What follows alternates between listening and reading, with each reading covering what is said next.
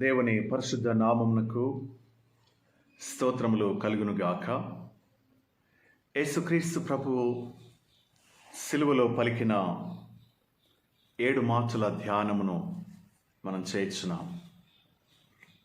ప్రభువు పలికిన 3వ మాట, యేసయ్య సిలువలో వ్రేలాడుతూ ఆయన పలికినటువంటి 3వ మాట, అమ్మా, ఇదిగో నీ కుమారుడు, ఇదిగో నీ తల్లి.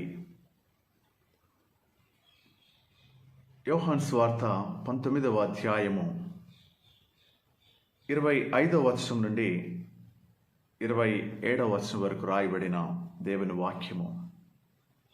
ఆయన తల్లియు ఆయన తల్లి సహోదరియు క్లోపా భార్య అయిన మరియయు మగ్దలేనే మరియయు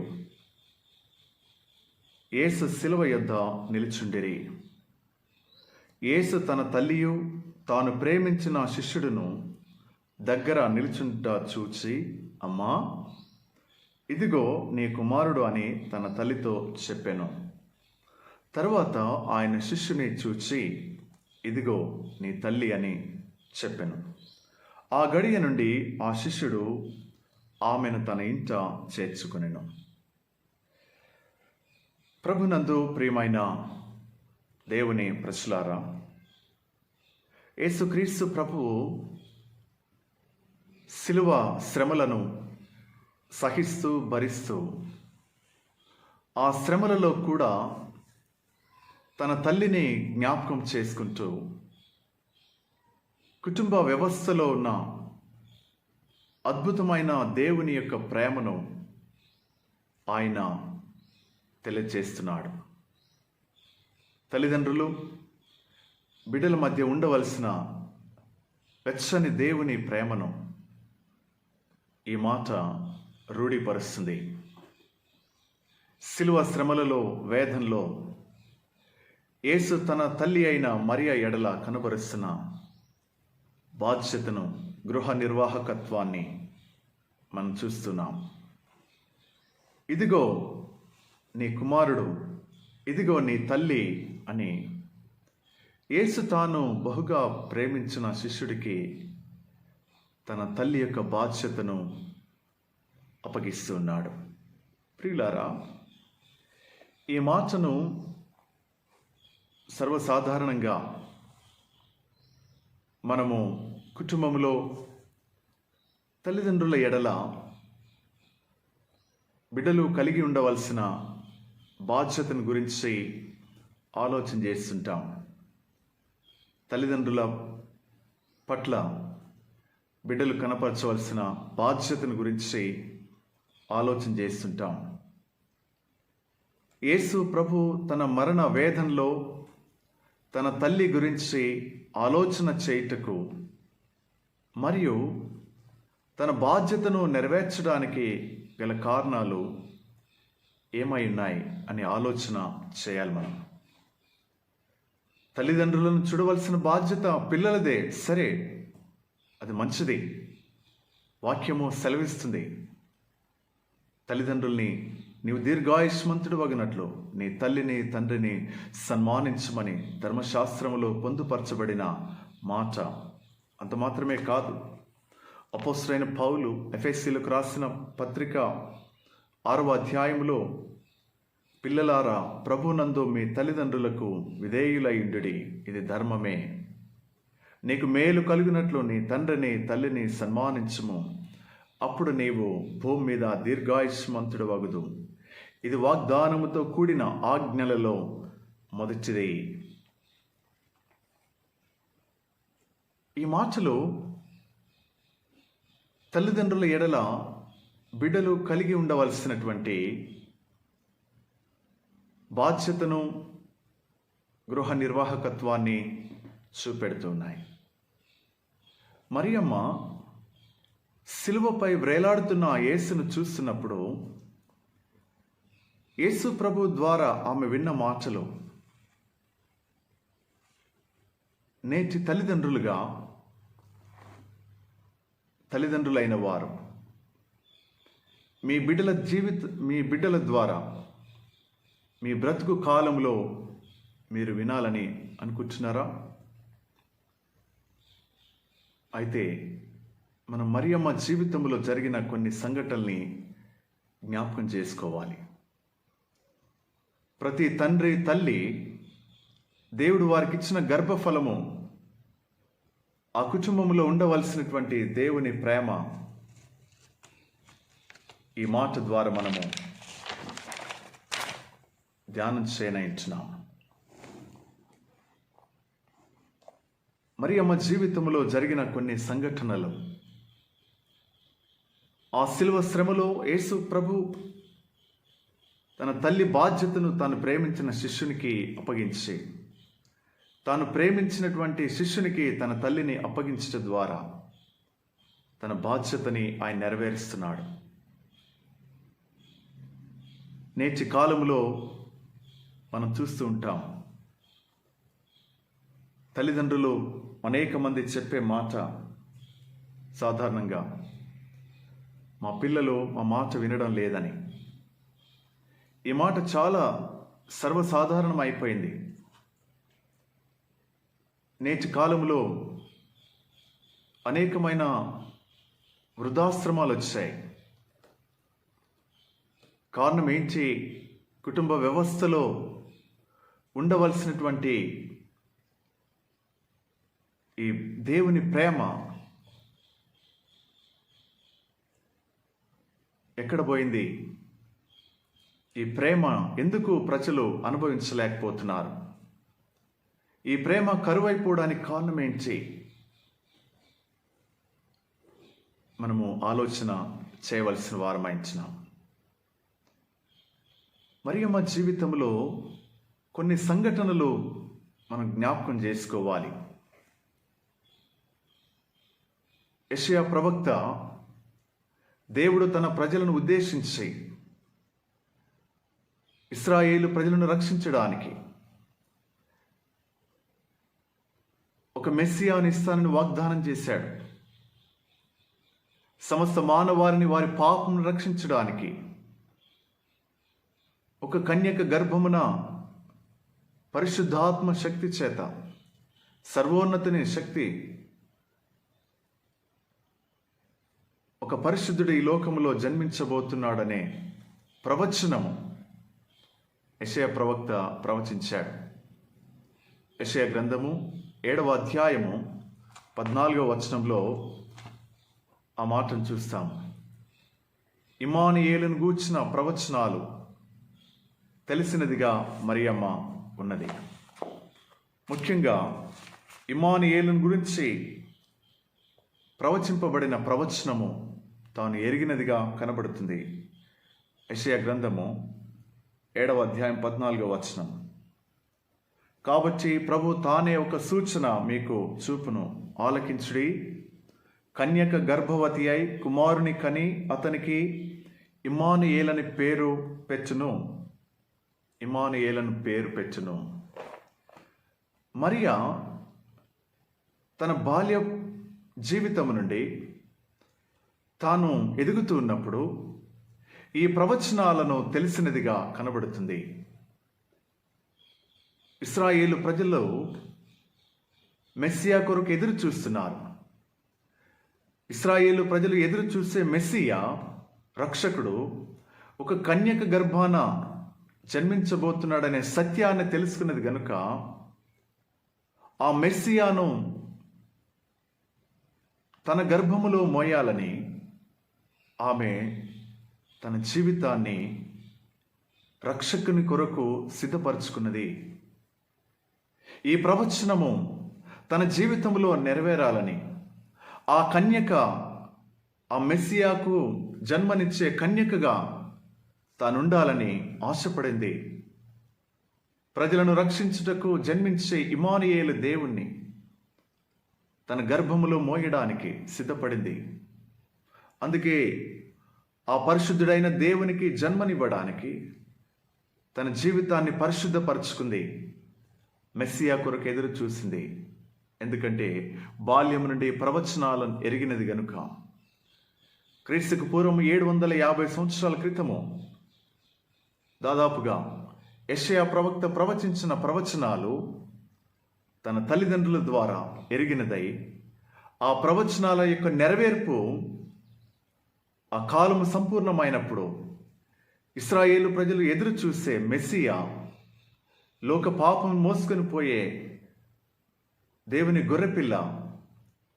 గొర్రెపిల్లగా పిలువబడే యేసయ్యను తన గర్భములో మోయడానికి ఆమె సిద్ధపడింది. దాని కొరకు ఆమె తన జీవితాన్ని పరిశుద్ధపరుచుకుంది, తన జీవితాన్ని పవిత్రపరుచుకుంది. అందుకే ఆ ప్రవచనాలు ఎరిగినదిగా, తన జీవితాన్ని సిద్ధపరుచుకున్నదిగా, తన జీవితాన్ని పవిత్రపరుచుకున్నదిగా ఉంది గనుక దేవుని శుభవార్త ఆమె దగ్గరకు వచ్చింది. మొదటిది, ప్రవచనాలు ఎరిగినటువంటి కన్యకగా మరియమ్మను చూస్తున్నాం. మెస్సియాను తన గర్భములో మోయాలని ఎదురు చూసింది. తన జీవితాన్ని పరిశుద్ధపరచుకుంది, తన జీవితాన్ని పవిత్రపరచుకుంది. అందుకే దేవుని కనికరాన్ని, దయను పొందుకుంది ఆమె. రెండవది, లూకా సువార్త 1వ అధ్యాయము 26 నుంచి 35 వచనాల వరకు రాయబడినటువంటి భాగములో, లూకా సువార్త 1వ అధ్యాయం 26 నుంచి 35 వరకు. 6వ నెలలో గాబ్రియేలు దేవదూత గలిలయలోని నజరేతను ఊరిలో దావీదు వంశస్థుడైన యోసేపు అను ఒక పురుషునికి ప్రదానము చేయబడిన కన్యక యొద్దకు దేవుని చేత పంపబడెను. ఆ కన్యక పేరు మరియా. 35వ వచనంలో, 34వ వచనంలో, అందుకు మరియా, నేను పురుషుని ఎరుగని దాననే, ఇది ఎలాగూ జరుగునని దూతతో అనగా, దూత, పరిశుద్ధాత్మ నీ మీదికి వచ్చును, సర్వోన్నతిని శక్తి నిన్ను కమ్ముకొను గనుక పుట్టబో శిశువు పరిశుద్ధుడై దేవుని కుమారుడు అనబడును. ఏ ప్రవచనాలలో కన్యక గర్భమున దేవుని కుమారుడు జన్మించబోతున్నాడనే సత్యాన్ని ఎరిగినదో, ఆ ఎదురు చూపులో, ఆ నిరీక్షణలో తన జీవితాన్ని పరిశుద్ధపరుచుకున్న కన్యకగా దేవుని రాకడ కొరకు కనిపించినటువంటి ఈ మరియమ్మకు దేవుని దూత గాబ్రియేలు వచ్చి ఈ శుభవార్తని అందించింది. ఇది రెండవది. మూడవది, మత్తయి సువార్త 1వ అధ్యాయం, మత్తయి సువార్త 1వ అధ్యాయం 18వ వచనం నుండి 25వ వచనం వరకు జరిగిన ఈ రాయబడిన వాక్య భాగంలో ఒక సంఘటన మనం చూస్తాము. యోసేపునకు ప్రదానం చేయబడినటువంటి మరియా విషయంలో, తన మరియా భర్త అయినటువంటి యోసేపు తీసుకున్న నిర్ణయాన్ని దేవుని దూత అతనికి స్వప్నమందు ప్రత్యక్షమై చెప్పిన మాటల సందర్భాన్ని మనం చూస్తున్నాం. ఇశ్రాయేలు ప్రజల జీవితాలలో ఒక వ్యక్తికి ప్రదానము చేయబడినటువంటి స్త్రీ ఎవరైతే ఉంటారో వారు, ప్రదానం చేయబడినటువంటి వారు కన్యకగా ఉండాలి. ఒకవేళ వారు గర్భము ధరించినట్లయితే వారిని రాళ్లతో కొట్టి చంపడం ధర్మశాస్త్రంలో రాయబడినటువంటి విధి. యోసేపు నీతిమంతుడు కాబట్టి తన భార్య అయిన మరియను ఆయన రహస్యంగా విడిచిపెట్టాలని అనుకున్నాడు. అప్పుడు దేవుని దూత ప్రత్యక్షమై జరిగిన సంఘటన అంతా కూడా ఆయనకు బోధించింది. అందుకే 20వ వచనంలో, ఆమె ఒక కుమారుని కనును, తన ప్రజలను వారి పాపం నుండి ఆయనే రక్షించును గనుక ఆయనకి యేసు అను పేరు పెట్టుదువనెను. ఇదిగో, కన్యక గర్భవతి అయి కుమారుని కనును, ఆయనకి ఇమ్మానుయేలు పేరు పెట్టుదురు అని ప్రభు తన ప్రవక్త ద్వారా పలికిన మాట నెరవేరినట్లు ఇదంతయు జరిగెను. యెషయా ప్రవక్త చేత ప్రవచింపబడిన ప్రవచనము మరియ జీవితములో నెరవేరుతుంది అని యోసేపునకు దేవుని దూత బోధించినప్పుడు యోసేపు తన భార్యను చేర్చుకొని ఆమె కుమారుని కను వరకు ఆమెను ఎరుగకుండెను. ప్రియులారా, మరియ జీవితాన్ని గమనించినప్పుడు తాను కన్యకగా గర్భవతి అయినప్పుడు రాళ్లతో కొట్టి చంపబడాలనే ఆ ఇశ్రాయేలు ధర్మశాస్త్ర విధిని ఎరిగినది తెలుసు ఆమెకి. అలాంటి పరిస్థితి వచ్చినప్పుడు అవమానపడడం అనేది ఉంటుందని తెలుసు. కానీ వాటన్నిటిని సహించడానికి, ఒక రక్షకునికి జన్మనివ్వడానికి తన జీవితాన్ని ఆమె సమర్పణ చేసుకుంది. నిందలు పాలైనా, అవమాన పాలైనా, భర్త విడిచిపెడతాడనే అలాంటి పరిస్థితి వచ్చినప్పుడు కూడా, వస్తుందని తెలిసి కూడా తను సిద్ధపడింది. ఇక దేవుని యొక్క దయ పొందుకున్నటువంటి మరియ తన జీవితాన్ని ఆమె ప్రభువు కొరకు ఇలా సమర్పణ చేసుకుంది. కనుక సిలువలో యేసు ప్రభు తన తల్లితో చెబుతున్నటువంటి మాట, నేను ఈ లోకములో జన్మించడానికి నీ జీవితాన్ని బాల్యం నుండి సమర్పణ చేసుకున్నావు. నా బాధ్యతను నేను నెరవేరుస్తున్నాను అమ్మా, ఇదిగో నీ కుమారుడు, ఇదిగో నీ తల్లి అని తాను ప్రేమించిన శిష్యునికి తన తల్లిని అప్పగిస్తున్నాడు. ఇదిగో నీ తల్లి అని ఆ శిష్యునికి అప్పగిస్తున్నాడు. మరి ఒకటి మరియ జీవితంలో మనం చూస్తాం. లూకా సువార్త 2వ అధ్యాయంలో 35వ వచనంలో, లూకా సువార్త 2వ అధ్యాయము 35వ వచనం.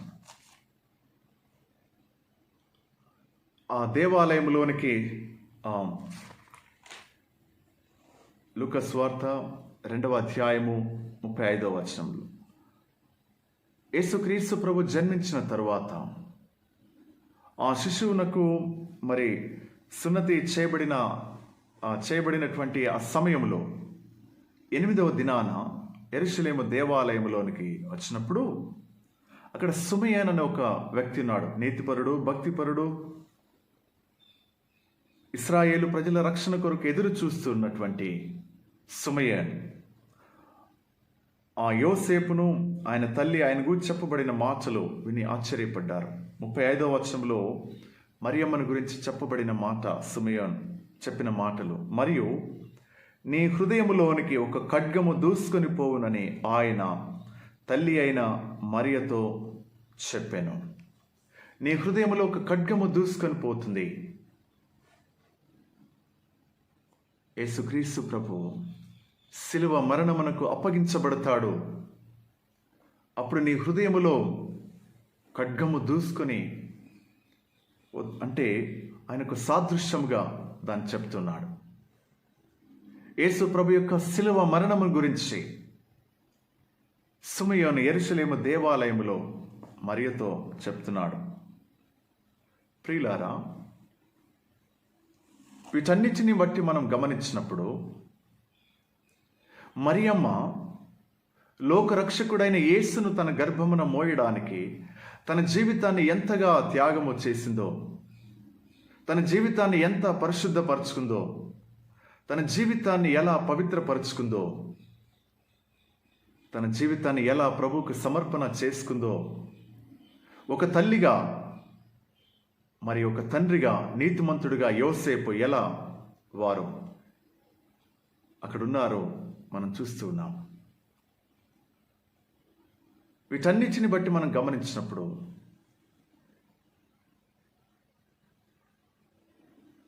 యేసును తన గర్భమున మోయటకు సిద్ధపడినది తన జీవితాన్ని ప్రభువుకు సమర్పించింది అని అర్థమవుతుంది.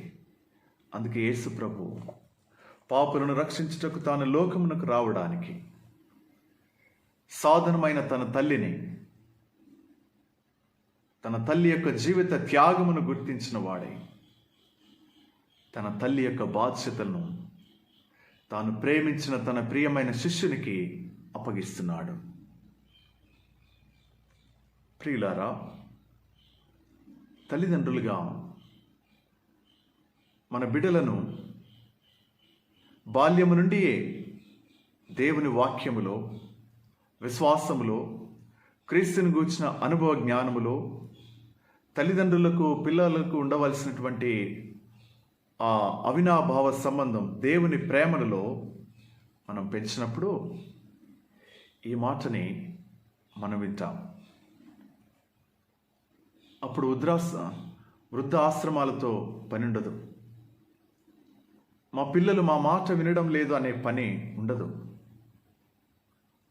ఈరోజు ఎందుకు కుటుంబ వ్యవస్థ చిన్న భిన్నంగా కనబడడానికి, చూడడానికి అందంగా ఉంటుంది. కానీ లోతుగా వెళ్ళి పరిశీలన చేసినప్పుడు అక్కడ చాలా దేవుని ప్రేమను అనుభవించలేని పరిస్థితులు ఉంటున్నాయి. వృద్ధులైన వారిని తమ పిల్లలు చూడడం లేదు. కుటుంబాల్లో ఉండవలసిన ఆప్యాయత, అనురాగాలు కనుమరుగయ్యాయి. కారణం ఏంటంటే మనము దేవుని ప్రేమని అనుభవించలేకపోతున్నాం. అందుకే పౌలు భక్తుడు ఒక మాట చెప్పాడు. ఎఫెస్ పత్రిక 6వ అధ్యాయము 4వ వచనంలో, తండ్రులారా, మీ పిల్లలకు కోపము రేపక ప్రభు యొక్క శిక్షలోను బోధలో వారిని పెంచుడి. తల్లిదండ్రులైన వారు తమ పిల్లలను క్రీస్తు యొక్క బోధలో, శిక్షలో పెంచినప్పుడు యేసుక్రీస్తు ప్రభు సిలువలో పలికిన మొదటి మాట, 3వ మాట మీ జీవితాల్లో మీరు అనుభవిస్తారు, మనము అనుభవిస్తాం. ధర్మశాస్త్రములో రాయబడినది, నీవు దీర్ఘాయుష్మంతుడు వగినట్లు నీ తల్లిని తండ్రిని సన్మానించుము. మరి తల్లిదండ్రులను సన్మానించాలి, గౌరవించాలి, ప్రేమించాలని ఎవరు నేర్పాలి? తల్లిదండ్రులైన వారు నేర్పాలి. మనం నేర్పిస్తేనే వాడు మనని ప్రేమించడం, గౌరవించడం, సన్మానించడం జరుగుతుంది. తల్లిదండ్రులైన వారు దేవుని యొక్క ప్రేమను అనుభవించిన వారు, అనుభవించిన కుటుంబాలలో ఈ మాట నెరవేరుతుంది. యేసుక్రీస్తు ప్రభు సిలువలో పలికిన ఈ మాట, ఈ 3వ మాట దేవుని ప్రేమలో గల ఆధ్యాత్మిక ప్రేమను, ఆధ్యాత్మిక సంబంధాన్ని చూపెడుతుంది. తన శిష్యుడికి అప్పగించాడు తన తల్లిని. అద్భుతమైనటువంటి ఈ దృశ్యము నేటి కుటుంబ వ్యవస్థకి ఒక మాదిరి, మన విశ్వాస జీవితానికి ఒక మాదిరి. క్రైస్తవ కుటుంబాలలో ఉండవలసినటువంటి ఆధ్యాత్మిక సుగుణం బాల్యము నుండియే దేవుని కొరకు జీవించేలా మన జీవితాలను సమర్పణ చేసుకున్నప్పుడు అక్కడ ప్రేమ కనబడుతుంది, సహవాసం కనబడుతుంది, ఒకరినొకరము ప్రేమించుకోవడం అనేది కనబడుతుంది, దేవుడు అప్పగించిన బాధ్యతలను పూర్తి చేయడం కనబడుతుంది. యేసయ్య సిలువలో పలికిన తన తల్లితో, తాను ప్రేమించిన శిష్యునితో పలికిన ఈ మాట ప్రభువుకి ఎంత నమ్మకము, తన తల్లిని తన శిష్యునికి అప్పగించడం. క్రైస్తవ సంఘములో దేవుని ప్రజలు కనపరచవలసిన ఆధ్యాత్మిక లక్షణం ప్రజలను ప్రేమించటం. దేవుని ప్రేమ ఇక్కడ కనబడుతుంది. ప్రియులారా, ఈ మాట మనము దేవుని ఎడల ఎలాంటి దేవుని యొక్క ప్రేమను అనుభవించడంలో ఎలాంటి మార్గమును మనం అనుసరిస్తున్నాం, మన పిల్లలకి ఏమి నేర్పిస్తున్నాం, మనము ఎలా ఎదుగుతున్నాము, కుటుంబ వ్యవస్థలో ఉండవలసిన ఒక అద్భుతమైనటువంటి సత్యమును గురించి ప్రభువు మనకు నేర్పిస్తున్నాడు. ఈ మూడవ మాట మన కుటుంబాలలో మనము అనుభవించడానికి దేవుడు తన కృప మనకు దయచేయను గాక. ఆమేన్. పరిశుద్ధుడు అయిన ప్రభువా, నీ అద్భుతమైన ప్రేమ మా జీవితాల్లో అనుభవించడానికి మీరు ఇచ్చిన కృప కొరకు నీకు స్తోత్రము చెల్లిస్తూ, నీ ప్రేమ ఎంత అద్భుతమైనదో నీవు పలికిన మూడవ మాట ద్వారా మేము నేర్చుకొని నీ కృతజ్ఞతలు చెల్లిస్తున్నాం. అలాంటి జీవితాన్ని మాకు దయచేయమని యేసు నామమున అడిగి వేడుకొంచున్నాం తండ్రి. ఆమేన్.